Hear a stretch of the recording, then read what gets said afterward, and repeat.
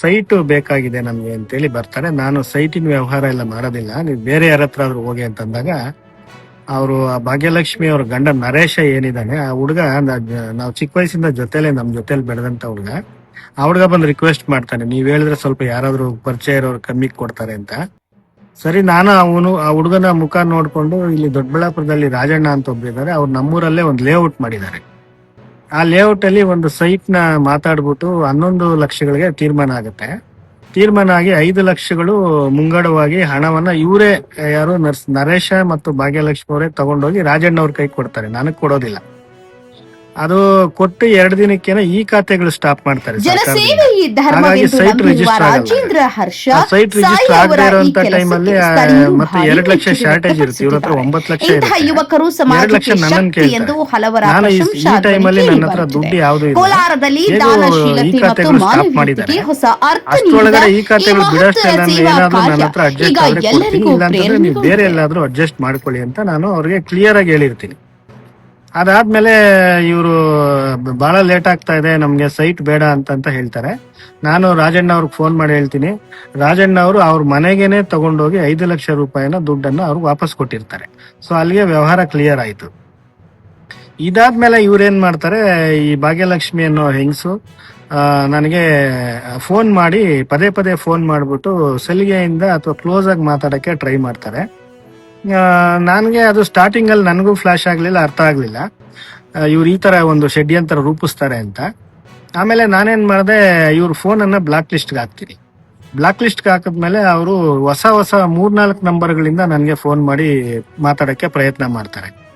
ನಾನು ಆಗಾನು ಇವರೇ ಅಂತ ಗೊತ್ತಾದ್ಮೇಲೆ ಆ ನಂಬರ್ಗಳನ್ನೆಲ್ಲ ಬ್ಲಾಕ್ ಲಿಸ್ಟ್ ಆದ್ಮೇಲೆ ವಾಟ್ಸಪ್ಗಳಲ್ಲಿ ಮೆಸೇಜ್ ಕಳಿಸ್ತಾರೆ ನನಗೆ, ಪ್ಲೀಸ್ ಕಾಲ್ ಮಾಡಿ, ನಿಮ್ಮ ಹತ್ರ ಮಾತಾಡ್ಬೇಕು, ಹಾಗೆ ಹೀಗೆ ಅಂತೇಳಿ ಮೆಸೇಜ್ಗಳು, ಸುಮಾರು ಮೆಸೇಜ್ಗಳು ಹಾಕಿದ್ದಾರೆ. ಹಾಕ್ಬಿಟ್ಟು ಒಂದೇ ನಿಮಿಷಕ್ಕೆ ಡಿಲೀಟ್ ಮಾಡ್ಬಿಡ್ತಾರೆ. ವಾಟ್ಸಪ್ ಅಲ್ಲಿ ಮೆಸೇಜ್ ಹಾಕಿ ನಾನು ನೋಡಿದ್ರೆ ಅಲ್ಲಿ ಬ್ಲೂಟಿಕ್ ಹೋಗುತ್ತಲ್ಲ, ಬ್ಲೂಟಿಕ್ ಹೋದ ತಕ್ಷಣ ಇಮಿಡಿಯೇಟ್ ಡಿಲೀಟ್ ಮಾಡ್ತಾ ಇದ್ರು. ನನ್ಗೆ ಯಾಕೆ ಈ ರೀತಿ ಮಾಡ್ತಾ ಇದ್ದಾರೆ ಅಂತ ಆ ನಂಬರ್ಗಳನ್ನೆಲ್ಲ ಬ್ಲಾಕ್ ಲಿಸ್ಟ್, ವಾಟ್ಸಪ್ ಅಲ್ಲೂ ಬ್ಲಾಕ್ ಲಿಸ್ಟ್ ಮಾಡಿದ್ಮೇಲೆ ಫೇಸ್ಬುಕ್ ಅಲ್ಲಿ ಮೆಸೆಂಜರ್ ಅಲ್ಲಿ ಮೆಸೇಜ್ ಹಾಕಿದ್ದಾರೆ ನನಗೆ, ಪ್ಲೀಸ್ ಕಾಲ್ ಮೀ, ಸಾರಿ, ಹಾಗೆ ಹೀಗೆ ಅಂತ. ಅದಾದ್ಮೇಲೆ ಇವರು ನನ್ನ ವಿರುದ್ಧ ಷಡ್ಯಂತ್ರ ರೂಪಿಸ್ಬೇಕು ಅಂತೆ. ಈ ಘಟನೆ ಎಲ್ಲ ನಡೆದು 2 ವರ್ಷಗಳ ಹಿಂದೆ ನಡೆದಿರುವಂತ ಘಟನೆ.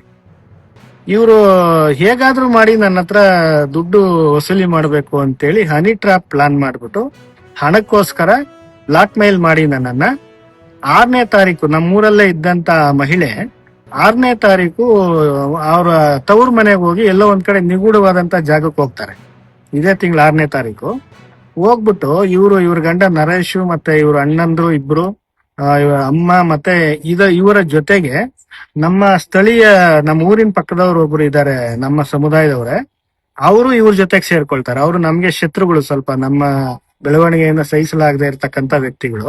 ಅವರು ಇವರೆಲ್ಲ ಜೊತೆಗೆ ಕೂಡ್ಕೊಂಡು 9ನೇ ತಾರೀಕು ಇನ್ಸ್ಟಾಗ್ರಾಮ್ ಅಲ್ಲಿ 2 ವಿಡಿಯೋಗಳನ್ನ ಬಿಡ್ತಾರೆ.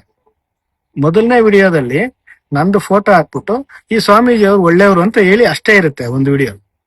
2ನೇ ವಿಡಿಯೋದಲ್ಲಿ ನನ್ನ ಹೆಸರು ಬಳಸೋದಿಲ್ಲ, ನನ್ನ ಫೋಟೋನು ಬಳಸೋದಿಲ್ಲ. ಈ ಸ್ವಾಮೀಜಿ ಅವರು 5,000 ಕೊಟ್ರೆ ರೂಮ್ ಕರೀತಾರೆ ಹೆಣ್ಮಕ್ಳನ್ನ ಅಂತೇಳಿ ಹೇಳ್ತಾರೆ.